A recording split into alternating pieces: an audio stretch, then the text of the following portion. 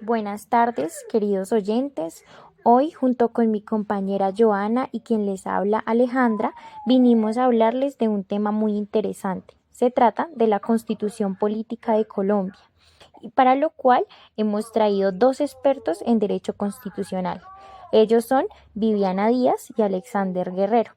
Estamos contentas de darles la bienvenida. Claro que sí, querida compañera Alejandra. Buenas tardes, queridos oyentes, y buenas tardes, Viviana y Alexander. Buenas tardes a todos y a ustedes gracias por su invitación. Buenas tardes a ustedes y a todos los que nos escuchan. Muy agradecido por esta invitación y espero que hoy nuestra colaboración sea muy productiva. Claro que sí, pero sin más preámbulos, comencemos. Alexander, cuéntanos un poco de la historia de la Constitución política. Cuéntanos cuándo empieza y por qué. Claro, pero antes quiero definir qué es la Constitución política. Se trata de un conjunto de normas institucionales que definen la estructura del Estado. Son las leyes jurídicas fundamentales que regulan y protegen los derechos y los deberes de las personas que lo conforman. A esta también se le llama la Carta Magna, normas de normas, ley de leyes, ley fundamental y norma superior. Ahora sí, contestaré tu pregunta, querida Andrea. ¿Por qué surge la Constitución Política de Colombia en 1991?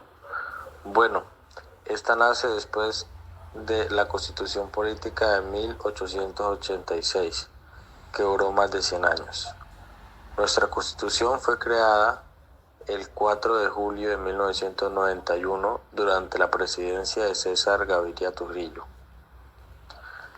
La Constitución surge por la necesidad de restaurar el Estado por iniciativa ciudadana a consecuencia de las varias formas de violencia que azotaban el país en ese entonces, como el narcotráfico, que pretendía someter al Estado. En ese contexto se asesinó 4 candidatos presidenciales: Jaime Pardo Leal en 1987, Luis Carlos Galán Sarmiento en 1989, Bernardo Jaramillo Osa en 1990 y Carlos Pizarro León Gómez en 1990. El magnicidio de Galán generó varios movimientos de protesta, especialmente entre los estudiantes y jóvenes, que reclamaban un cambio en el país. Bajo el movimiento Todavía Podemos Salvar a Colombia. Este movimiento propuso que los colombianos votaran en las urnas para decidir si querían cambiar la Constitución de 1886, a la cual efectivamente el 27 de mayo de 1990 se realizaron en un marco de la séptima papeleta, con 4.990.887 votos a favor y 226.451 en contra.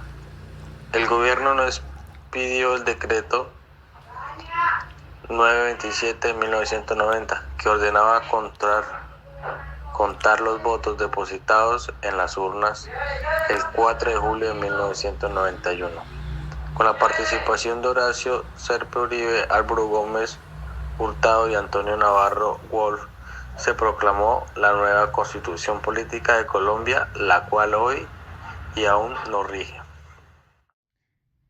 Qué bueno saber un poco de la historia de la Constitución. Pero Alexander, también queremos saber un poco del tema. Cuéntanos qué significó el estado de sitio en la Asamblea Constituyente de 1991.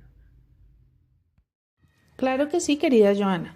El estado de sitio de la Asamblea Constituyente de 1991 significa una situación de emergencia declarada en el país a raíz de la violencia y el caos que se vivía en ese momento, pues el estado de sitio no daba más que derramamiento de sangre y muerte de personas inocentes. Pero Viviana, antes de que continúes, me gustaría que nos contaras qué significa estado de sitio. Alejandra, el estado de sitio se refiere a una situación extraordinaria declarada por el Congreso y propuesto por el gobierno. Esto es debido a una amenaza grave de estado de guerra o cuando la situación de emergencia no puede ser manejada por las autoridades civiles ordinarias. Entonces esto se sale de control y en ese momento se activaba el estado de sitio. Eran facultades especiales que le permitían a las fuerzas militares tomar medidas extremas con el objetivo de superar las crisis de manera efectiva. Se caracterizaba por la suspensión temporal de algunas garantías constitucionales, tales como suspender la libertad de circulación, la libertad de reunión y la libertad de expresión. Es por esto, Alejandra, que en Colombia en aquella época se radica el estado de sitio, pues la muerte y el derramamiento de sangre de gente inocente tenía que acabar. La Asamblea Nacional Constituyente decreta la abolición de este estado con el decreto 1686 de 1991, en conjunto con la entrada a vigencia de la nueva Constitución Política. Este decreto, publicado el 4 de julio de 1991, levanta el estado de sitio en todo el territorio nacional, garantizando los derechos de los ciudadanos. Con esta Constitución se introdujo mecanismos alternativos para enfrentar situaciones de emergencia, como la declaración de estados de excepción, guerra exterior, comisión interna, calamidad pública, bajo condiciones estrictas y de control judicial. Alexander, ¿crees que existe algún tipo de tensión entre el poder ejecutivo y el poder constituyente? Diría que sí. El poder constituyente es aquel que establece la Constitución y define las reglas fundamentales.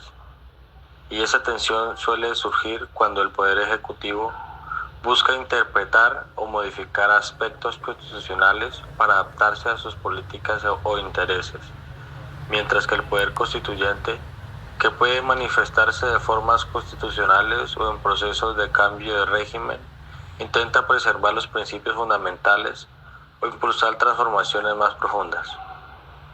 En algunos casos, gobiernos han intentado influir en las estructuras constitucionales para fortalecer su autoridad, lo que genera debate sobre si es constituyente un abuso del poder o una evolución legítima del sistema político.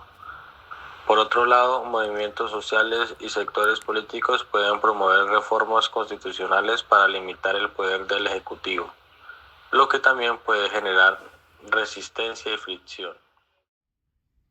Bueno, como ustedes pudieron escuchar, nuestra Constitución ha hecho de Colombia un país más justo y más amable. Claro que sí, querida Joana. Y bueno, qué lástima que el tiempo se nos haya acabado, pero por ahora tenemos que despedirnos. Muchísimas gracias, Viviana y Alexander, por habernos acompañado el día de hoy y habernos compartido este tema tan interesante y tan importante para nuestra Colombia. Muchas gracias a ustedes y que tengan buena tarde. Gracias, Alejandra, y a ti, Joana, por habernos invitado y que tengan buenas tardes.